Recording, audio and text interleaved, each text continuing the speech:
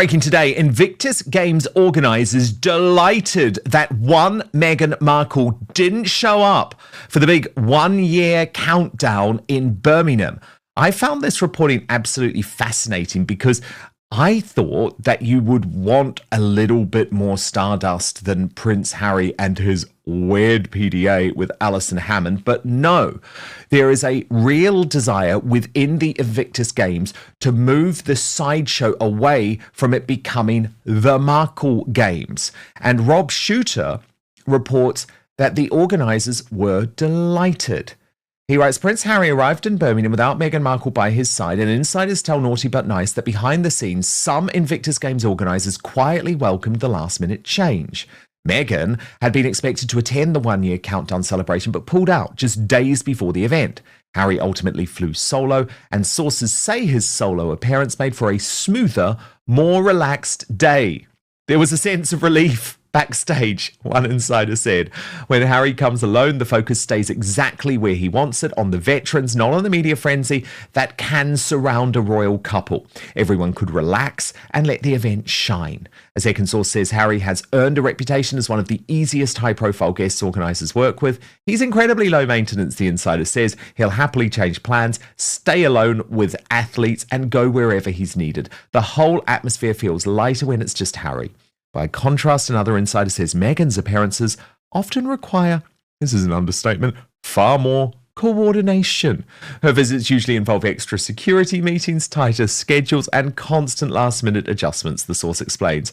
With Harry on his own, everything is refreshingly straightforward. The team can focus on delivering a great event instead of managing endless logistics and drama. Royal YouTube sensation P-Dina with me. P-Dina, look, that may all be true, but it doesn't take away from the fact that there is a growing view within Invictus that Harry is actually becoming a massive drag on the event, that they want another patron, that they believe someone like Anne, Princess Anne, or Zara or Mike Tyndall would actually be far more appropriate for the goals of the Invictus Games.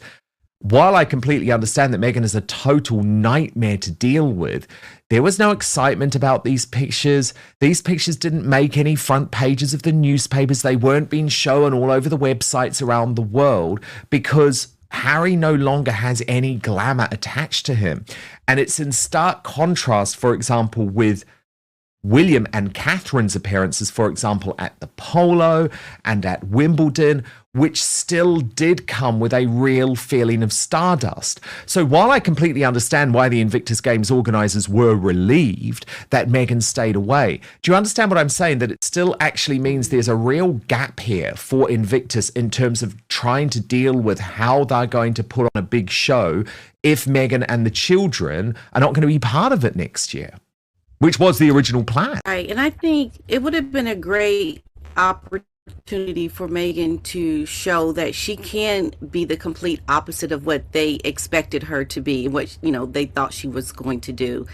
And because she couldn't even just show up to be in the background, to not make a fuss, to just be low maintenance, because she couldn't do all of those things, they had to be, happy that she didn't even show up. And, Meghan, this would have been a great opportunity for her. It would have been great for Harry to be able to bring in his family. And it is quite sad that his life is in such chaos and disorder that he can't even be alongside his wife with the children, which would make it so much more nicer, I believe, because then Harry can shine and then his family is there in the background supporting him. That would make it a lot stronger and a lot more, nicer to see that he is showing his children something nice. But you have right now something that is not good. I mean, Harry is showing up as a broken prince, as I always say, and he doesn't have this wholeness about him. You know what I mean? It just seems like it's like a little bit of him coming, and it's not nice to No, to 100%. see. It's He is a broken half-baked. prince, actually, P-Dina. I'm going to come to that in just one moment because he absolutely was proving he is a broken prince. But I do also think what he's rejecting is the life cycle of royalty. So why does royalty work, P-Dina? Because as soon as the younger models, let's just be honest, and I'm pretty much the same age. Well, I'm right between William and Harry. So, I'm not being offensive here. But when you get into middle age, then you have your children who come through to give that new, younger, exciting feel. And we saw over the weekend, William and Catherine prove that. So they made their appearance together at the polo on Friday, and it was lovely. They're still a very attractive young couple because they're both very good-looking people. But then on Saturday, Catherine was at Wimbledon on her own, looking beautiful again. But on Sunday, the big event, the final, you see the children too. But because Harry and Meghan, for their own bizarre and weird reasons, have kept their children hidden away, their house, the Sussex house, I think looks really aging and looks really broken. And as you put it, I do believe Harry is a broken prince because this didn't get much pickup at all. But he actually mentioned Prince William during his UK trip. And I think that shows you how William is always on his mind. William's totally walked away. He just doesn't want to talk about Harry. He makes that abundantly clear. He actually says to the people around him, even close friends, look, I just don't want to talk about the guy anymore. Prince Harry can't actually keep William out of his mouth. Now, it was quite a sort of under the radar reference, but I picked it up. Let me just take you through the reporting from the Royalist. Harry appeared unable to escape the shadow of the brother he famously wrote about in Spare. Hoping to reset a troubled UK trip, the Duke of Sussex visited Birmingham's Children's Hospital, where a conversation about football with a young patient unexpectedly brought William back into the spotlight. After telling 12-year-old Alec Hill that he used to be an Arsenal supporter, Harry asked the young football fan, "Who do you support?" When Alec revealed he was an Aston Villa fan, Harry appeared quick to make the connection, replying, "Aston Villa. My brother supports Aston Villa." The Duke then continued to talk about the club's Europa League triumph, a victory that his brother publicly celebrated earlier this year. And P-Dina, look, it's a small example, but do you understand the point that I'm making? Harry knows that he forever lives in the shadow of Prince William, and he's sad about it. He's bitter about it. So he does keep on bringing everything back to William and Catherine, whereas William and Catherine have just made the decision to move on and have a clean slate. Which is why I think, to go back to your point, he is a broken prince. I really feel we saw that over this visit. Absolutely. And, trying to make that connection to his brother, I think makes Harry feel like he's still there. He's still along, the side of his brother. But yeah, we know he's not. And I think this just shows you that his brother is always on his mind. He wants to be more like his brother, to be more aligned with his brother. And he could learn a lot from his brother. But, Harry is just in a position now where he doesn't know if he's coming or going. His life is so chaotic. He doesn't even represent well because he's not even someone that can even be seen with his brother right now. So you mention him, but we know how your brother feels about you. And like, why even mention it at this point? I think he just doesn't know what he is doing right now. Harry just seems like he is this man that is trying to find an end somewhere, whether it's mentioning his brother or, showing up without his wife and never seeing his children. He's just going with the chaos at this point, and nothing makes sense with Harry.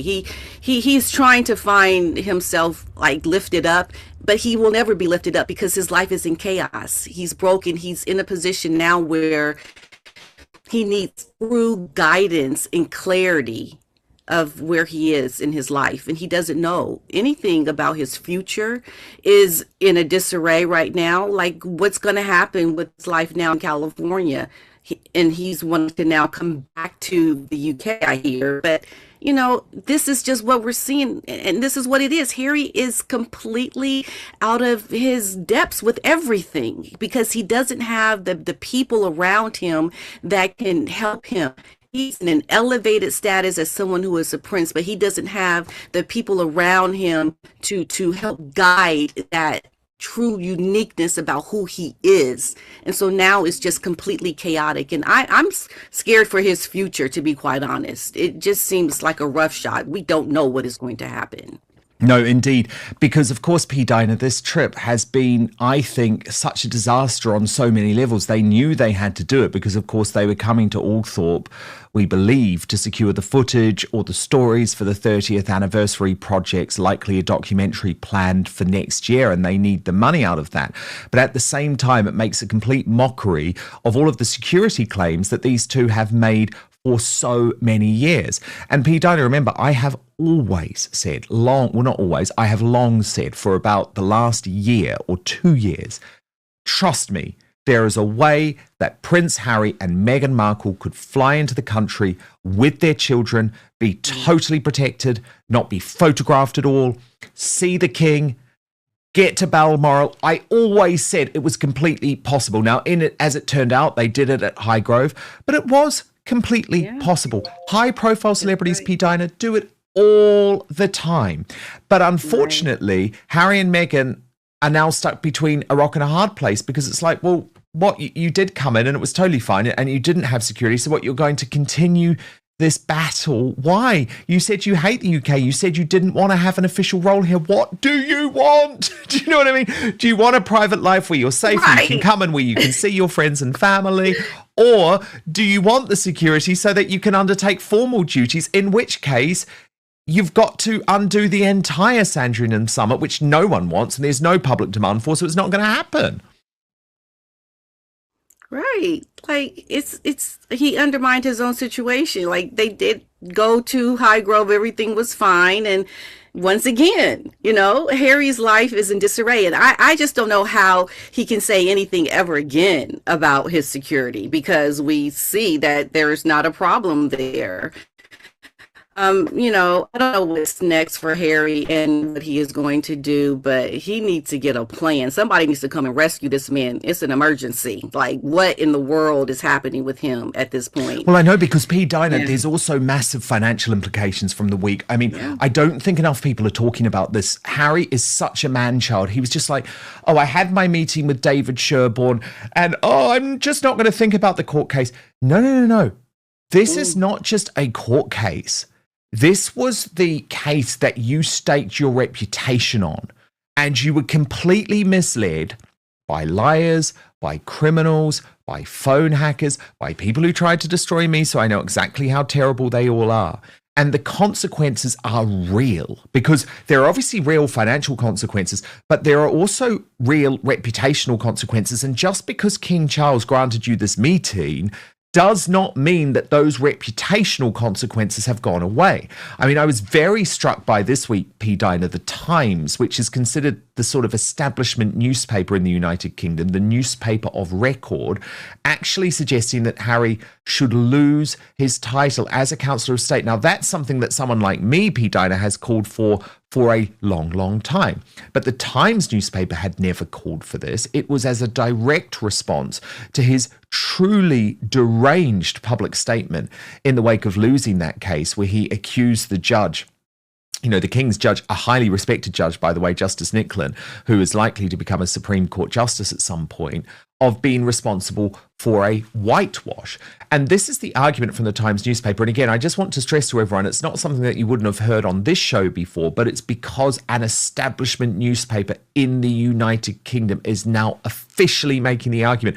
They're not bringing someone in like they sometimes do, like Tom Bower, to make the argument. This is an official editorial coming from the Times of London. So I'm just trying to paint the picture of why that is particularly significant. And I just want to read what they said, P-Dina. Rather than accept the considered opinion of a British judge, just as he did with previous proceedings which found in his favour, Prince Harry responded in a style all too familiar, lashing out with high emotion and unproven accusations. In a joint statement with Baroness Lawrence of Clarendon, whom he was said to have encouraged into the case, he described the result as a, quote, complete and obvious whitewash, but sadly not altogether unexpected. And the exoneration of the Mail is shocking and totally unwarranted.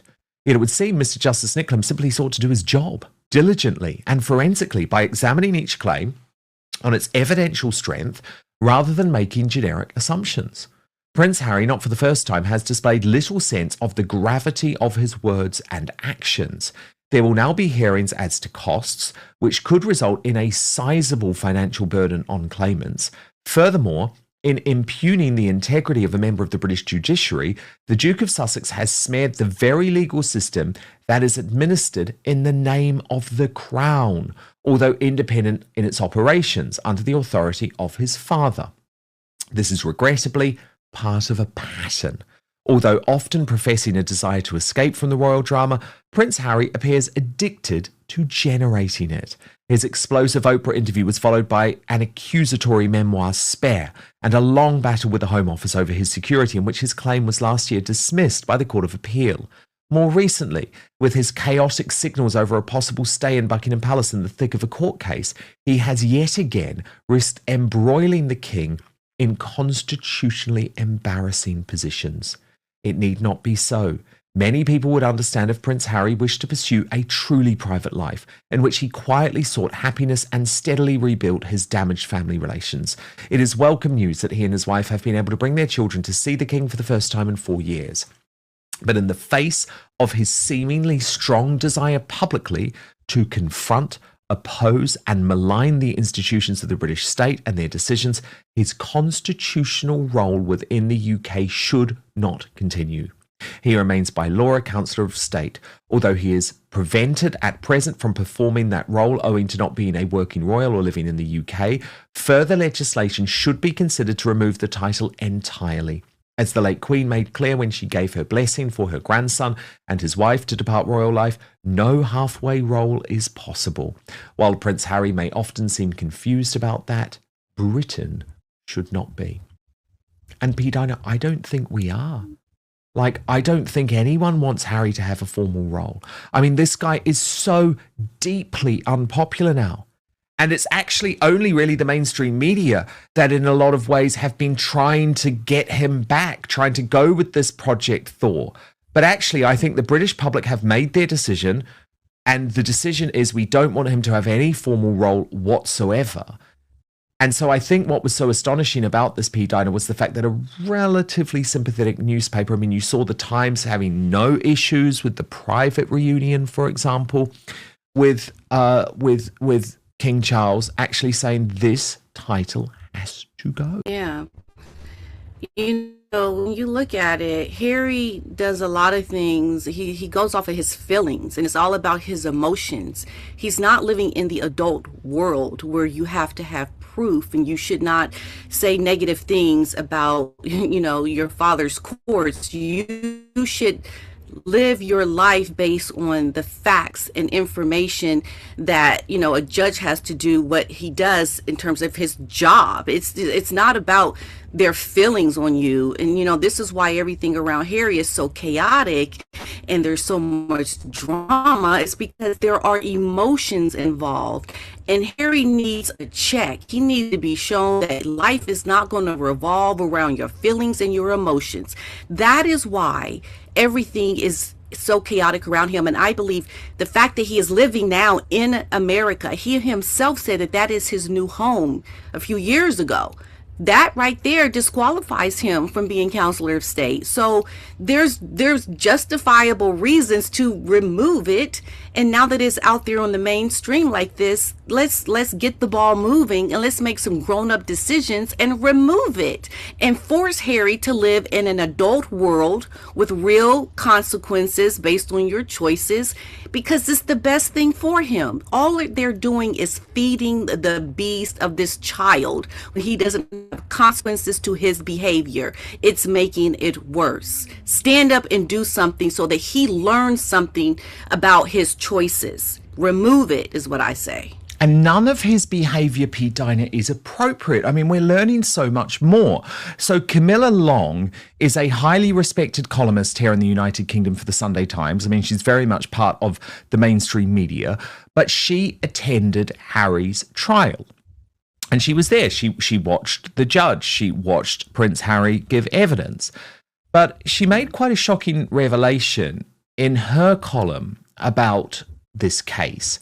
It was headlined, "I've never seen a judge so angry as in Prince Harry versus the Mail. This was not just celebrity nonsense, and we should all be livid. So that's her message to the British people. But she revealed quite a shocking confrontation between herself and someone operating on behalf of Prince Harry. Now, I can only assume it's Liam Maguire, who is now Harry's main PR representative, but she doesn't name him. Let me just take you through what happened.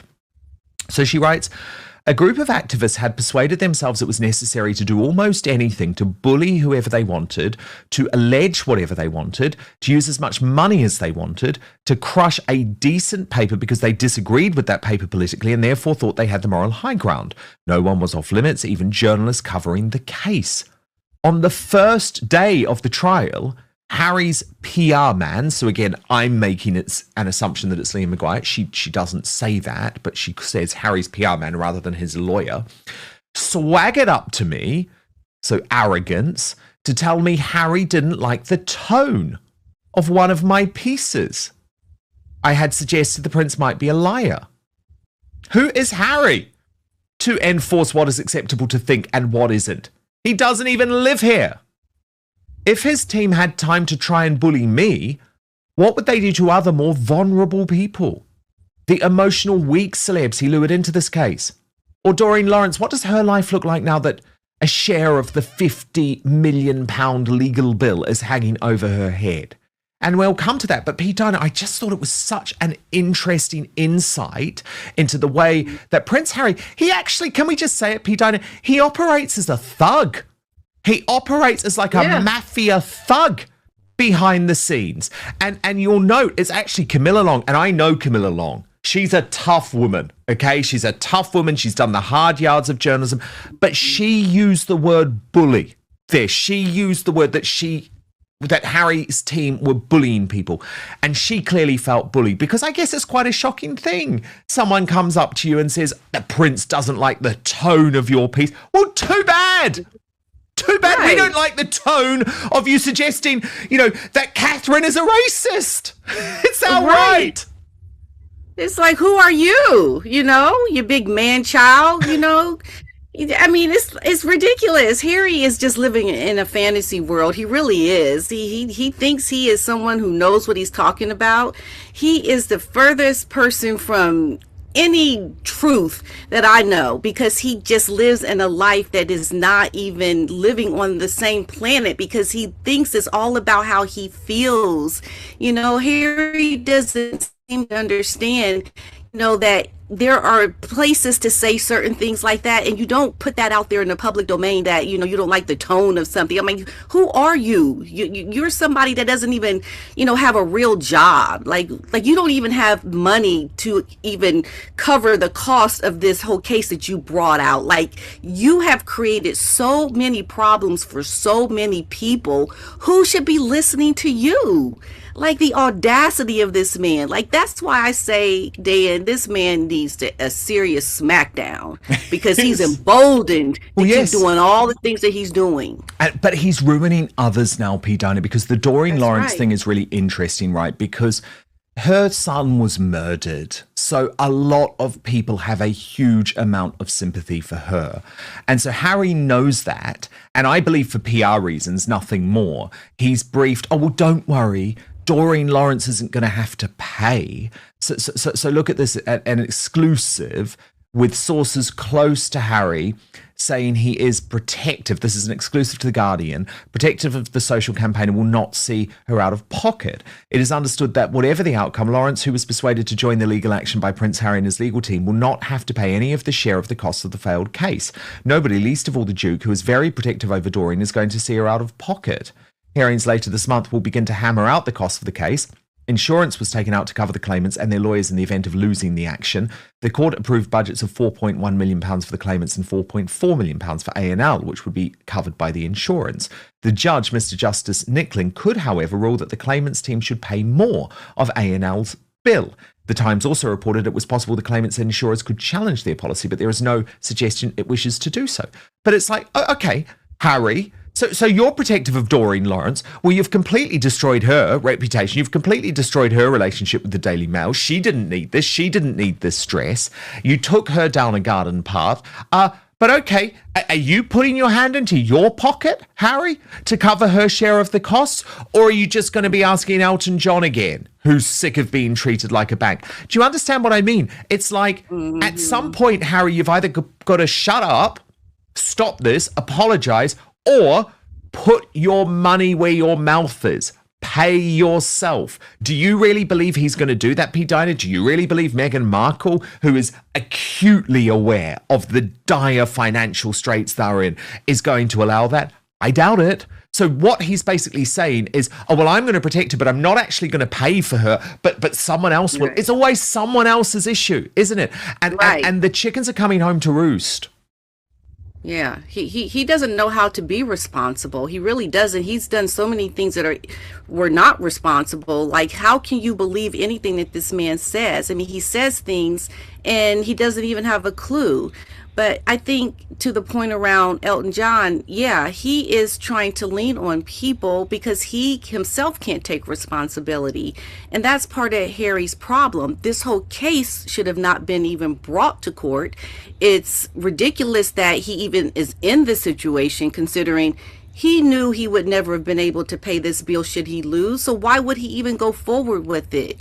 You know, and it's like he wants to lean on other people because that's what Meghan and Harry do. They're asking other people for, you know, a place to stay, to take their private jets. They're truly grifters. And he's going to keep grifting and grifting because no one's letting him know. But finally, I believe Elton John is saying something about it that, you know, he's not a bank. And that's a good thing because Harry needs to be told more often because he seems to keep putting himself in these positions because he feels like, you know, somebody else will take care of it, and usually they do, and that's been the problem, you know. So finally, I think he's met the end of the road here, and there's not going to be a solution for him. What is he going to actually do now? Where he's going to get this money? How is he going to protect, you know, Miss Lawrence? Like how? Like with what money? Yeah. Like you're speaking off the side of your face right now, Harry. What's exactly. The solution? Money, let's be honest, you don't have because you've created this disastrous situation for yourself. You've blocked yourself in with massive security costs. You've blocked yourself in with a massive mortgage. And you've also blocked yourself in because no one wants to give you money anymore. No one wants to work with you because you've just been such a nightmare. Oh my goodness, P-Dina, what a week. What a week crazy. It has been for the royal family. It's absolutely mad. But thank God we have you to get through it all with a dose of entertainment, which is why you've got to subscribe to P-Dina's brilliant YouTube channel. Just search for P-D-I-N-A on YouTube. I love your videos, P-Dina, but I love having you on Outspoken even more. So thank you.